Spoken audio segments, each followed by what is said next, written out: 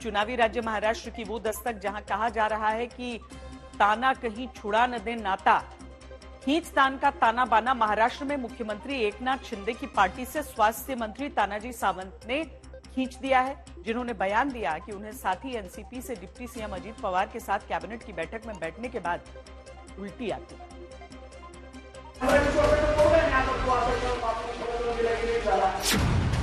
नाम तानाजी सावंत, एकनाथ शिंदे की शिवसेना के नेता, महाराष्ट्र के स्वास्थ्य मंत्री, जिन्होंने चुनाव होने से पहला ऐसा ताना अपने ही गठबंधन के साथी एनसीपी के सबसे बड़े नेता अजित पवार पर मारा कि गठबंधन में गांठ की शिकायत सामने आ गई।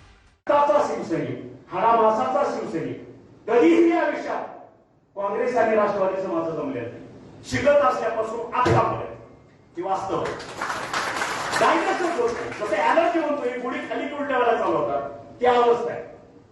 कारण ते विचार परिपूर्ण भिडलेले आहेत अंगामध्ये, त्याच्यामुळे ते शक्य आहे। आज जरी आम्ही कॅबिनेटला मांडीला बसलो असलो तरी सुद्धा बाहेर आल्यानंतर उलट्या होतात, ही वस्तुस्थिती सर्व होत नाही। ते आता वयाच्या 7व्या वर्षी म्हणून बदलू शकत नाही, जे काय 15-20 वर्षाचं पोरग आहे, आता तू असं कर, बापाला थोडा जम दिला की नीट झाला, होत नाही ते लक्षात। त्याच्यामुळे आम्ही तत्वाशी बांधलेला आहोत। शिंदे के तानाजी का यही ताना अब अजित पवार की पार्टी को इतना चुभ गया कि उनकी उल्टी के बदले सियासी एंटीबायोटिक देना चाहते हैं। ये जो स्थिति है वो राज्य के स्वास्थ्य मंत्री के लिए अच्छी नहीं।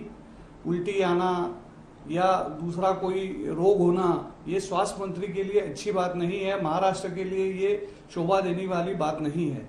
ये एकनाथ शिंदे जी के पार्टी के स्वास्थ्य मंत्री है, एकनाथ शिंदे जी खुद मुख्यमंत्री है। मेरी एकनाथ शिंदे जी से गुजारिश है कि ये जो बीमारी है वो ज्यादा खाने से और गलत खाने से होती है, तो हमारा यही कहना है कि भाई इनको अच्छे से अच्छे डॉक्टर मुहैया कराया जाए और इनका इलाज कराया जाए।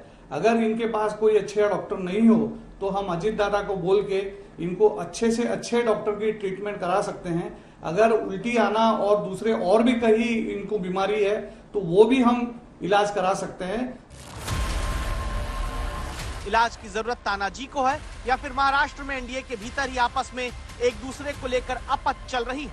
तानाजी का अजित पवार के साथ बैठक में शामिल होने पर उल्टी आने वाला बयान किसी सीधी सियासत का हिस्सा नहीं है। सवाल उठता है, अजित पवार को देखकर तानाजी को उल्टी आना शिवसेना एनसीपी की खींचतान है, स्वास्थ्य मंत्री तानाजी की व्यक्तिगत सियासी लड़ाई का बयान है, या फिर अजित पवार को लेकर एनडीए में बीजेपी शिवसेना एक तरफ है? याद करिए लोकसभा चुनाव में क्या हुआ था, जहां चाचा शरद पवार की पार्टी के मुकाबले अजित पवार की पार्टी का प्रदर्शन फीका रहा। बारामती सीट पर पत्नी को न जिता पाने के बाद अजित पवार पश्चाताप तक जताने लगे थे।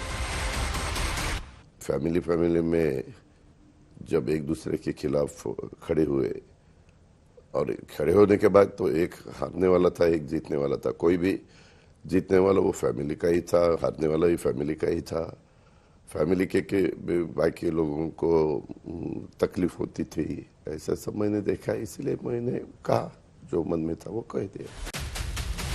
आरएसएस का मुखपत्र ऑर्गेनाइजर पहले ही अजित पवार को लेकर कह चुका है, साथ लाने की जरूरत नहीं थी। इसीलिए शरद पवार की पार्टी एनडीए में अजित पवार को लेकर होती उल्टी सियासत को लेकर बीजेपी पर सीधा आरोप लगाती है।